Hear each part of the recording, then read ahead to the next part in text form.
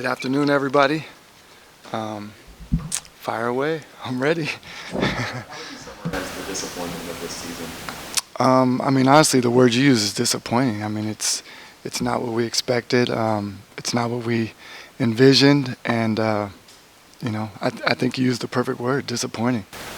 Nico, what is your reaction to the league starting this investigation, and what do you know about that process at this point? I don't know much. I think it's a great question, but I really can't. There's not really much I can comment on an ongoing investigation. I think eventually there'll be a resolution, and then we'll be able to comment. How did you guys come to, as Jason Kidd said it, that organizational decision? Like I said, it's a great question. I would love to dive super deep into it with you guys, but it's an active investigation, so I can't comment on it. And again, eventually there's going to be a resolution, and then at that point we'll be able to dive into it. We didn't get a chance to talk to Kyrie on Sunday. What conversations have you had with him about his future as he goes into free agency, and where's your optimism that you guys will be able to accomplish your top priorities even said in the future? Yeah, we did exit interviews with all the players. We did Kyrie yesterday. Had a great conversation, and I think the things that he said along the way about how he feels here, how he feels appreciated, how he feels accepted and allowed to be himself.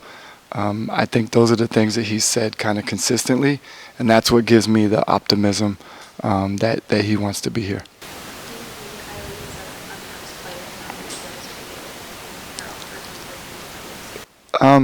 You know what? Like when you talk about like money and years, like I don't think that's fair to talk about that, because that's going to be part of the negotiation when we're allowed to actually do it.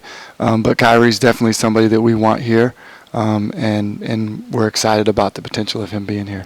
How do you think the record with the games that you guys had Kyrie and Luka together was? That's another great question. I think the two work together. I think Luka and Kai work together. I think I've said this several times to most of you. I think when you have that talented of a player and that talented of two players, I think they work together. I really think it's the players around them. I think the players around them kind of knowing their role with having those two guys out on the floor at the same time. I think that's the thing that we need to work on. What progress did you see Jaden Harden make this season? Oh my goodness, amazing. 37th pick. Started out in the G League to where he ended the season, like just amazing. Like literally month to month, you saw the guy progress. At the beginning of the month, he learned to be a pro. The next month, he learned, he's able to see passes that he didn't see early on. The way he can score the ball, pretty much at all three levels. The way he just attacks, he's a special kid. What type of improvements do you expect him to make this season? I think he's going to continue to grow. He's a gym rat. Literally, if you go month to month and watch his progression, like you can almost, see it like a bar graph. And I think he continues that path because he's going to be in the gym. That's just the type of kid he is.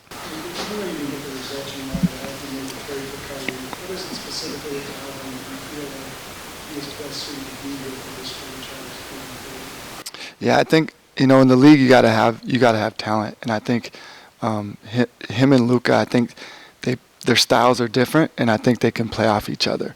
But at the end of the day, if you don't have talent, you can only go so far. Last week, Mark Cuban said he personally takes blame for the success of the team, saying that basketball changed in ways that you guys didn't foresee. What are those ways, and how do you adjust for that over those? I don't know. I think you have to ask Mark that. I'm not really sure what Mark meant by that, and for me to even try to get into his head, I think I would be doing him a disservice. Him saying he personally takes blame for that. I think that's what leadership does. In leadership, you take responsibility. Just like I'm out here in front of you guys to take responsibility for a year that wasn't what we projected. So I think that's part of leadership. You should take responsibility. How would you assess the job of Jason Kidd this year? listen, Jason Kidd's our coach. You know, if you look at what we did last year, you know, nobody asked like, hey, is Jason Kidd the coach? Because we went to the Western Conference Finals.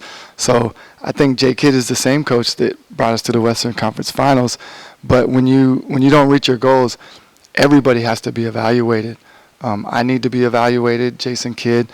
Like, we have to sit down and, you know, hey, what could we have done better? And so that's the same thing that has to happen. You think he improved as a coach this year?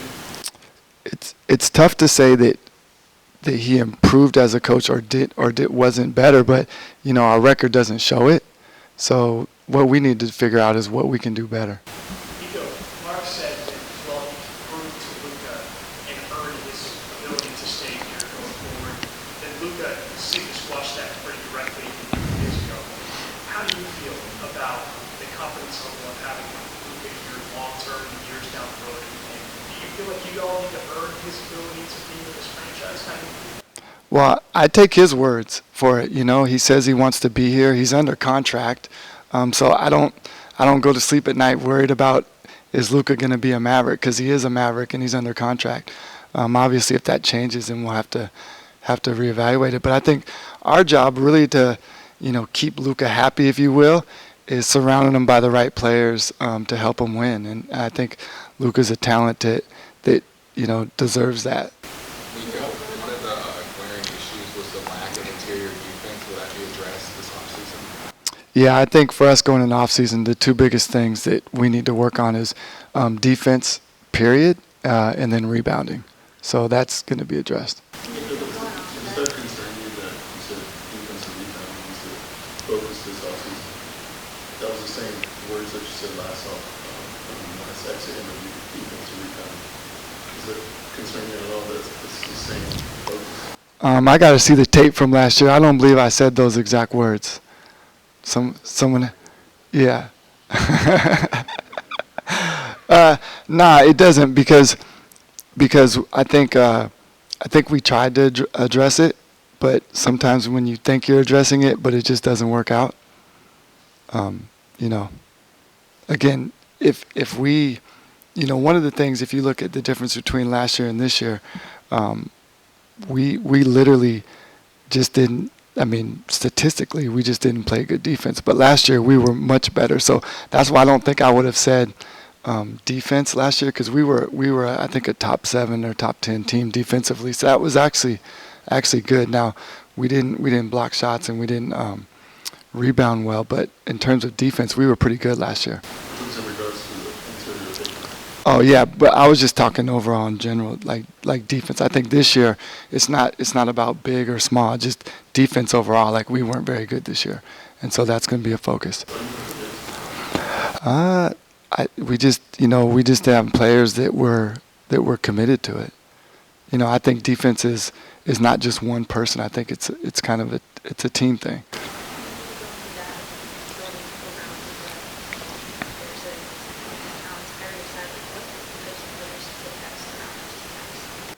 I think you start off, I mean, defense and rebounding for sure. I think that's important, but basketball IQ. You know, when you have two guys at that level, you gotta have players that can think the game and not just play it, because those guys are both high IQ players, and to have both of them at the same time, I think you need surrounding players that have high IQ. When you look back on the season, when did you guys know you had roster issues regarding defensively?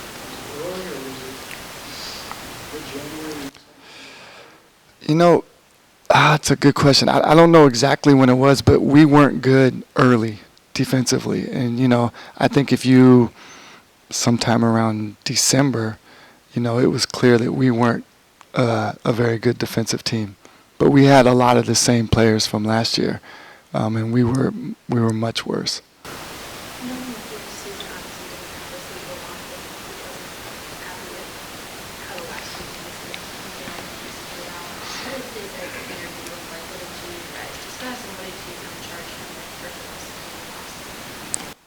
I'm not going to tell you what we discussed. Our conversations, like, we talk a lot. Those conversations are going to remain private. But it wasn't just the exit interview. Like, we consistently talked throughout the year, and his goal is the same as our goal. How can we be better? So we talked a lot about, hey, what do we need to be better? Because he's going to give his opinion as well, and so we want to hear that. How can Luka be better? I'm sure you got analytics and who knows what else, but how do you go about weighing when guys like Josh Green and Hardy are ready and able to take on whatever bigger role is than opposing the average? I'm sorry. How do you get to that point where you say, okay, we've got these two guys that we know we can plug in at this and it's a place where you can feel comfortable? Well, I think as we, kind of close the books on this year and we look for next year, like we look at those guys as like, okay, we don't have to worry about this position or that position because those two guys kind of, lock that down. So I think we look at it as a positive thing. How can Luka be better? How can Luka be better? I think Luka can. Luka's an amazing player. I think that's first and foremost. I think, probably play on both sides of the ball. And he's 24 years old. I think eventually, or not eventually, but he's going to continue to grow as a leader. I think he's done a good job. I saw the interview with you the other day, the question you asked, and he's been, I think he's shown leadership that way, and I think he'll continue to grow that way. Where are you in terms of interest in the Josh Green extension getting done this summer? Just like any other free agent questions, I'm not gonna talk about that yet. Obviously we can't do it anyways. So when it's time to handle, we'll definitely worry about it then. When you said the season wasn't what you envisioned, did you kind of re-envision what it could have been at the Kyrie trade, or was there another concern about the defense then that you were worried about how far this team could go? Do you think that trade was something that could have sparked a run somewhere last year? Yeah, I didn't know. The difference, if you look at last year's trade that we made with Porzingis, we were rolling before the trade. And so once we made the trade, we just continued to roll. We just had more depth. We weren't playing very well pretty much all year. We've been consistently inconsistent. So I didn't know if this would be like a magic pill. I don't think I had like any visions of that, but I figured it couldn't be worse than what it was. And also, I also looked at it as a long-term play, not a short-term play. Getting this trade wasn't for the 3 months. And speaking of the longer term, you say you can rest well knowing Luka's under contract, but how worried are you? Does it keep you up at night on keeping Luka happy here? I don't know what keeping Luka happy here means. I mean, if you win, then I'm assuming he's going to be happy. If we win and he's not happy, then I wouldn't know how to keep him happy. So I think the goal is to win. And if I'm assuming that works, it will work for me. It seemed like this time on he was spotty. How would you assess how you did with this team this season? I thought Christian Wood was efficient. I think that he made the most of the time that he played. Offensively, he's amazing, and I think the minutes that he had, is a really efficient scorer. How did the absences over dating back to last summer, Jalen Brunson, Boban, and then the Kyrie trade during things that Spencer did well, how did those absences affect and change this team this season? You asked a lot. No, I'm not even trying to be funny, but you went from Boban to Finney Smith and everybody in between. Like, really, what do you want me to answer? I'd be curious how it affected the locker room and this team's culture, which was something that you guys were proud of last season. I think we have a lot of high character guys in the locker room. I think when you lose guys that have been around for a long time, that's obviously going to affect that. But we had high character guys in the locker room this year, and I think we'll continue to have high character guys. Do you feel like it was as much of a strength as it was last season? Maybe it wasn't as much of a strength, but I don't think it was a negative.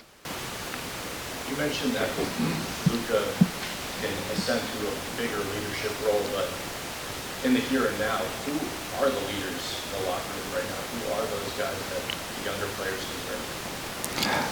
Well, one, Luka for sure. I mean, he is a leader. I'm just saying there's levels of leadership.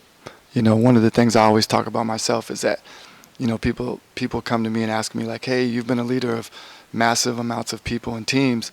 You know, what do you do as a leader? What's your thing? And I always say, well, my leadership style is under construction because I'm always getting better. You and I might have a conversation and you tell me how you lead your team and something might be like, oh, wow, that's interesting. I'm going to use that. And that's what I mean by under construction. So my point in Luka is a leader. But as he gets older, he's always going to get better because he's going to learn more. He's going to hear things that I didn't think about that. So definitely Luka's a leader. No, I didn't mean it so much as is he a leader or not, but who's galvanizing the locker room?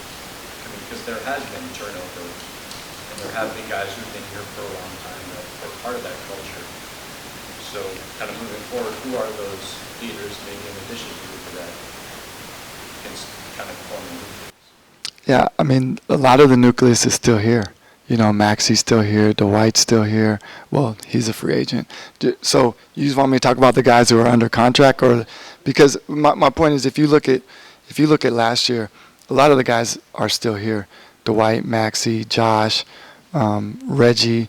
So we have a nucleus of guys that kind of form a leadership group, if you will.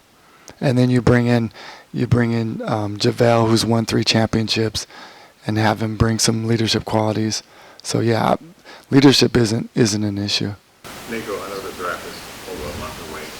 A lot of things can happen between now and then. But what type of player you guys are looking for in the draft?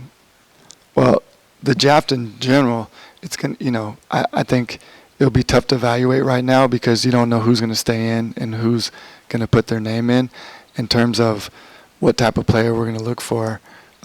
You know, just like last year, if we get an opportunity, we're going to get the best available player. How aggressive will you be getting the pick and trade talks? I haven't even thought about that. No, I think once we get through all the stuff with the NBA, after I think they're going to have the draft lottery might be May 15th. Then after that, then I think that's a fair question. You guys play all the Northwest games, I think you have Kyrie. I think like 16 of them decided to 6 or less. Maybe one more, maybe another. Do you see that simply that margin that's a positive or pretty close? Or are those margins just for us where you're not close to this outcomes? No, I think you nailed it. I think we were close. But not close enough. Obviously, we're sitting here now. Looking back a year from now, what would you have done differently, or would you have just hoped for different results? A year from now? No, looking back a year ago, what would you have done differently? That's part of what I got to do this summer is kind of look in the mirror and see what I could have done better.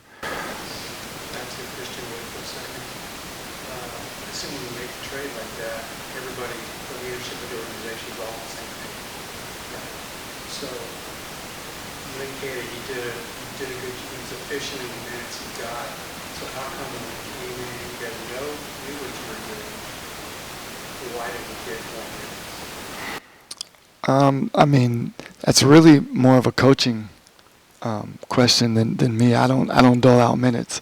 But just because you're an efficient scorer, there's more to the game than just that. So I think it's important to note that.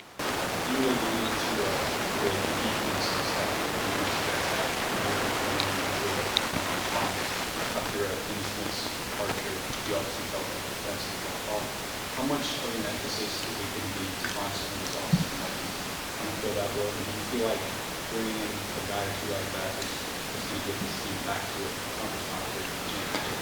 Yeah, great question. One, I love Finney. I mean, beautiful spirit, amazing player. But we weren't good defensively when we had him this year. Like we just weren't. So losing him obviously didn't make us better, but we weren't good. defensively with him.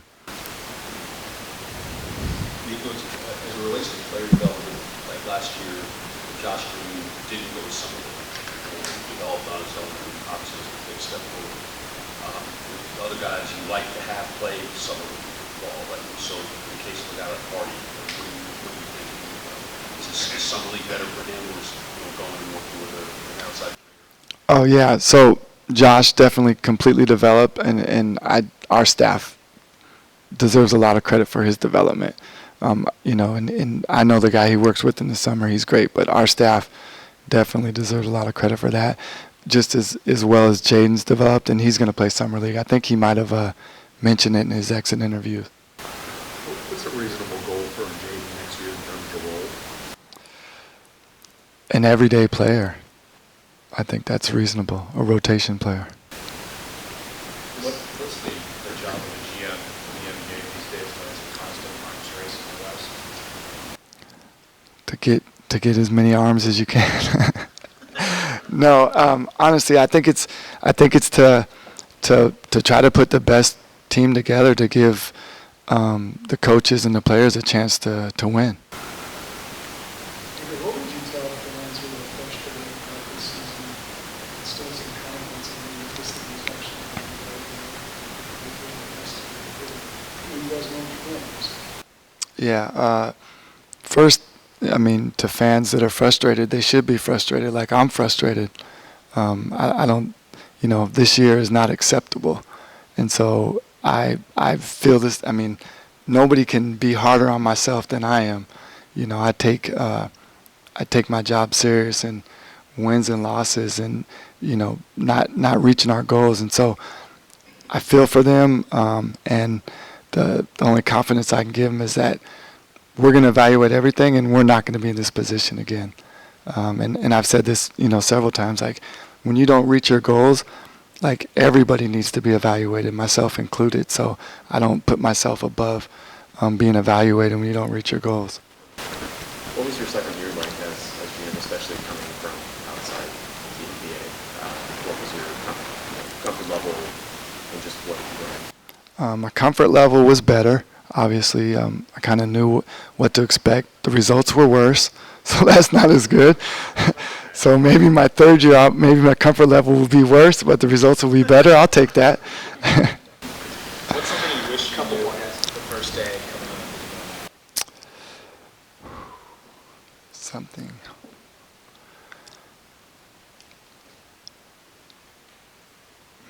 Good question. Probably how much the fans and everybody kind of wins and losses, like really, everybody's up on a win and they're down on a loss. Do you believe that this team still believes in Jason Kidd and they rally behind him? Yeah, absolutely. Yeah, I think although the success wasn't there, I think if you watch the way the players played, there was no quit on the team. Nobody gave up. Do you think the record that you guys had this year was kind of just shadowing over how Jason was really doing and just kind of reminding losses?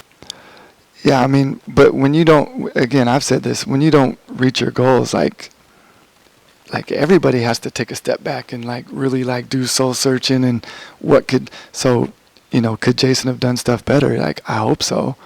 Could I have done stuff better? Absolutely. So, when you don't reach your goals, those are the type of conversations you have to have. Thanks.